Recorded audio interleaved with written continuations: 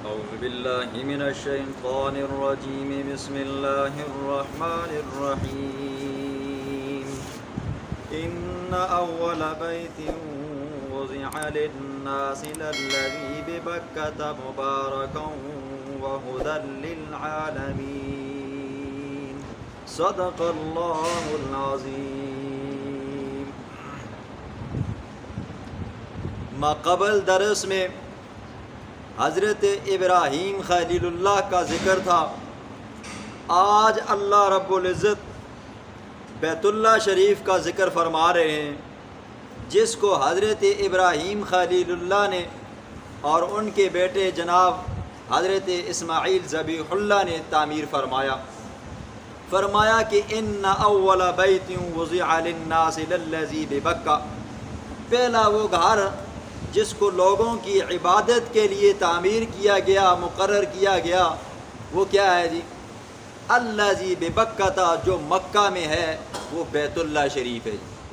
اب مکہ کو مکہ بھی کہتے ہیں اور بکہ بھی کہتے ہیں، میم کے ساتھ بھی اور با کے ساتھ بھی. تو مکہ کو مکہ اس لیے کہتے ہیں، مکہ کا معنی ہے ناف، تو نہیں، تو یہ مکہ ناف اس اعتبار سے ہے کہ اللہ رب العزت نے پوری روئے زمین کو مکہ سے پھیلایا، مشرق کی طرف، مغرب کی طرف، شمال کی طرف، جنوب کی طرف اللہ نے یہاں سے زمین کو کیا کیا جی؟ بچھانا شروع کیا. اور دوسرا معنی اس کا یوں بھی کرتے ہیں کہ مکہ کا معنی ہے ناف. جس طرح بچہ ماں کے پیٹ کے اندر ہوتا ہے تو اللہ رب العزت ناف کی نالی کے ذریعے بچے کی خوراک کا انتظام کرتا ہے، جسمانی خوراک کا. تو اسی طرح پورے عالم کے لیے اللہ کیا کرتا ہے؟ مکہ کے ذریعے پوری دنیا کو روحانی خوراک مہیا کرتا ہے. اور اس کا دوسرا نام کیا ہے جی؟ بکہ بھی ہے. بکہ کا معنی ہے گردن توڑنے والا. تو اس اعتبار سے اس کا معنی یوں ہوگا کہ جو بھی بندہ ہے، جو بھی مسلمان ہے، چاہے امیر ہے، چاہے غریب ہے، چاہے بادشاہ ہے، چاہے رعایا ہے، چاہے غلام ہے، چاہے فقیر ہے، وہ کیا کرتا ہے جی؟ نماز کے اندر اپنی گردن کو بیت اللہ کی طرف کیا کرتا ہے جی؟ جھکاتا ہے جی. اس اعتبار سے اس کو بکہ بھی کہتے ہیں. اور دوسرا اس کا بکہ کا دوسرا معنی یوں بھی کیا جاتا ہے کہ جن جن لوگوں نے بیت اللہ کو خراب کرنے کی یا بیت اللہ کی توہین کرنے کا ارادہ کیا، اللہ نے ان کی گردنوں کو توڑ ڈالا جی. مثال کے طور پر ابرہا کا لشکر تھا. ابرہا اپنے لشکر کو لے کر بیت اللہ کے اوپر چڑھائی کرنے کے لیے آیا. 60,000 کا لشکر تھا. تو اللہ نے اپنے بیت اللہ کو محفوظ کرنے کے لیے، بچانے کے لیے ابابیلوں کا لشکر بھیجا. اور ہر ابابیل کے پاس 3 کنکر تھے جی.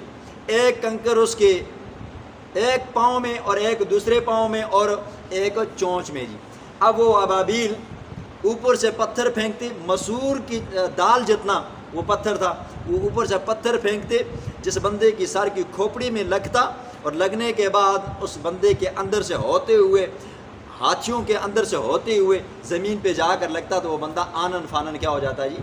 مر جاتا. کوئی بھی بچ کر وہاں سے گیا نہیں ہے جی. یہ ہے جی اللہ کیا کرتا ہے جی؟ اپنے بیت اللہ کی کیا کرتا ہے جی؟ حفاظت کرتا ہے. تو اس اعتبار سے مانا ہوا کہ گردن توڑنے والا جو بیت اللہ کی توہین کرنے کا ارادہ کرتا ہے، اللہ اس کی گردن توڑے گا جی. اسی طرح آپ نے سنا ہے جی دجال پوری روئے زمین کے اوپر سفر کرے گا، لیکن 4 مقامات ایسے ہیں جہاں پر وہ نہیں جا سکے گا. ان میں سے بیت اللہ ہے. اللہ یہاں پر بھی کیا کرے گا؟ بیت اللہ کی حفاظت فرمائے گا. بیت اللہ کی تعمیر کے بارے میں قرآن خود کہتا ہے کہ پہلا وہ گھر جو دنیا کے اوپر عبادت کے لیے بنایا گیا وہ بیت اللہ شریف ہے.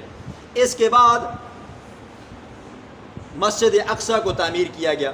حضرت ابو ذر غفاری رضی اللہ تعالیٰ عنہ نے حضور صلی اللہ علیہ وسلم سے سوال کیا، یا رسول اللہ، دنیا کے اندر عبادت کے لیے سب سے پہلا کون سا گھر تعمیر کیا گیا؟ اللہ کے پاک پیغمبر نے فرمایا کہ وہ بیت اللہ شریف ہے. پھر پوچھا یا رسول اللہ پھر کون سا گھر؟ فرمایا وہ مسجد اقصی ہے. اب فرمایا یا رسول اللہ ان کے درمیان میں کتنا فاصلہ ہے؟ حضور صلی اللہ علیہ وسلم نے فرمایا 40 سال کا. آدم علیہ السلام نے سب سے پہلے بیت اللہ کی تعمیر کی جی فرشتوں کی مدد سے. پھر اسی طرح 40 سال بعد بیت المقدس کی کیا کی جی؟ مسجد اقصی کی تعمیر کی. تو اس کے بعد طوفان نوح آیا. طوفان نوح کے اندر دونوں قبلے دونوں کیا ہو گئے جی؟ شہید ہو گئے۔ تو طوفان نوح کے بعد جناب ابراہیم خلیل اللہ نے بیت اللہ شریف کو اپنے بیٹے کے ساتھ مل کر دوبارہ تعمیر کیا، اور پھر حضرت یعقوب علیہ السلام کا جب دور آیا تو انہوں نے بیت المقدس کو مسجد اقصی کے اندر ایک چھوٹا سا کمرہ بنایا تو اس کی تعمیر کی۔ پھر اس کے بعد حضرت سلیمان علیہ السلام کا زمانہ آیا، تو سلیمان علیہ السلام چونکہ بادشاہ تھے جی، تو بڑی ٹھاٹھ باٹھ کے ساتھ انہوں نے مسجد اقصی کی کیا کی جی تعمیر کی۔ اس کے بعد چلتا رہا، پھر یہودیوں کے قبضے میں چلتا رہا، پھر حضور صلی اللہ علیہ وسلم کا زمانہ آیا، حضرت عمر فاروق رضی اللہ تعالیٰ عنہ کے دور میں کیا ہوا جی، وہ فتح ہوا، اور آج پھر یہودی قابض ہیں اور مسلمان اتنے بغیرت ہو چکے ہیں اپنے، پھر بھی اس پرانے قبلے کے بارے میں نہ ان کو توجہ ہے، نہ ان کو کچھ شرم آتا ہے جی۔ خیر، یہ وہ تھا کہ بیت اللہ کی تعمیر حضرت آدم نے کی پہلے، پھر حضرت ابراہیم خلیل اللہ نے کی، اور اسی طرح بیت المقدس کی تعمیر پہلے حضرت آدم نے کی، پھر حضرت یعقوب علیہ السلام نے، پھر جناب سلیمان علیہ السلام نے۔ اب اللہ فرماتے ہیں فیہ آیات بینات، اس بیت اللہ کے اندر چند نشانیاں بھی ہیں جی، چند واضح دلائل ہیں۔ بیت اللہ یہ اللہ کا وہ واحد گھر ہے، جب سے تعمیر ہوا ہے تب سے لے کر آج تک، اور آج سے لے کر قیامت کی صبح تک اللہ نے اس کی عظمت حرمت کی کیا کیا جی، خود حفاظت فرمائی ہے جی۔ یہ اس کے اندر اللہ نے واضح نشانیاں رکھی ہیں۔ پھر فرمایا مقام ابراہیم، اس میں مقام ابراہیم ہے۔ مقام ابراہیم یہ ایک پتھر ہے، جو ساتھی گئے ہیں جی بیت اللہ کا، جنہوں نے دیدار کیا ہے اور جنہوں نے نہیں کیا، اللہ ہم سب کو لے کر جائے جی۔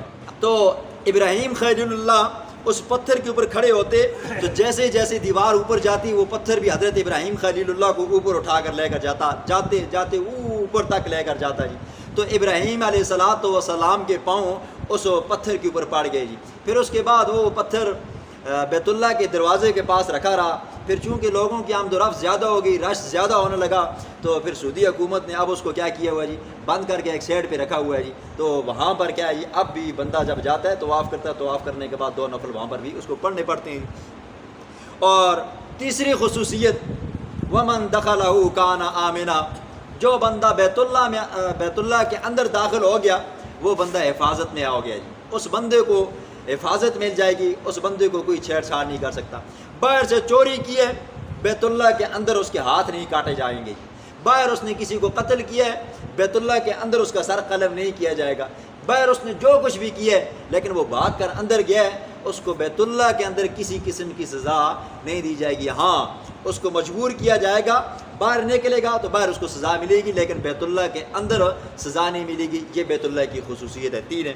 اور چوتھی فرمایا وَلِلَّهِ عَلَى النَّاسِ حِجُّ الْبَيْتِ مَنِ اسْتَطَاعَ إِلَيْهِ سَبِيلًا، جس بندے کے اوپر طاقت ہو بیت اللہ شریف جانے کی، صاحب نصاب ہو، زاد راہ کا مالک ہو، جانے کا خرچہ اس کے پاس ہو، وہاں پر رہنے کا خرچہ اس کے پاس ہو، اور پھر پیچھے اتنا مال چھوڑے کہ اس سے اس کے گھر والوں کا خرچہ پرچہ چلتا ہو، تو فرمایا اس بندے کے اوپر کیا ہے جی، حج کرنا واجب ہے جی، نہیں کرے گا تو وہ گنہگار ہوگا جی۔ وَمَن كَفَرَ فَإِنَّ اللَّهَ غَنِيٌّ عَنِ الْعَالَمِينَ، جو بندہ اللہ کے احکاموں کا انکار کرے گا فَإِنَّ اللَّهَ غَنِيٌّ عَنِ الْعَالَمِينَ، تو اللہ جہان والوں سے کیا ہے جی، غنی ہے، بے پرواہ ہے جی۔ پھر اللہ کو اس بندے کی بھی پرواہ نہیں ہے، جب بندے کو اللہ کی پرواہ نہیں تو پھر اللہ کو بھی پھر اس بندے کی پرواہ نہیں۔ بسم اللہ الرحمن الرحیم۔ ان اول بیت، پہلا وہ گھر، وضع للناس، جو لوگوں کے لیے تعمیر کیا گیا اللہ کی جانب سے عبادت گاہ کے طور پر، للذی، البتہ وہ ہے، بے بکہ، جو مکہ میں ہے، بکہ میں ہے، مبارکن، بڑی برکتوں والا وہ گھر ہے، وہدن، اور ہدایت للعالمین، جہان والوں کے لیے، فیہ آیات، اس بیت اللہ کے اندر، بینات، واضح واضح نشانیاں ہیں، مقام ابراہیم، اس کے اندر مقام ابراہیم بھی ہے، ومن دخلہ کان آمنا، جو بندہ بیت اللہ میں داخل ہو جائے گا کان آمنا، وہ امن والا ہو جائے گا، وللہ علی الناس، اور اللہ ہی کے لیے لوگوں کے اوپر، حج البیت، بیت اللہ شریف کا حج کرنا، من استطاع الیہ سبیلا، جو بندہ وہاں پر جانے کی طاقت رکھتا ہے تو اس کے اوپر حج کرنا واجب ہے، فرض ہے۔ ومن کفر، اور جو بندہ اللہ کے حکموں کا انکار کرے گا، فإن اللہ، بے شک اللہ رب العزت بھی، غنی عن العالمین، ایسے انکاری بندے سے بھی کیا ہے جی، بے پرواہ ہے۔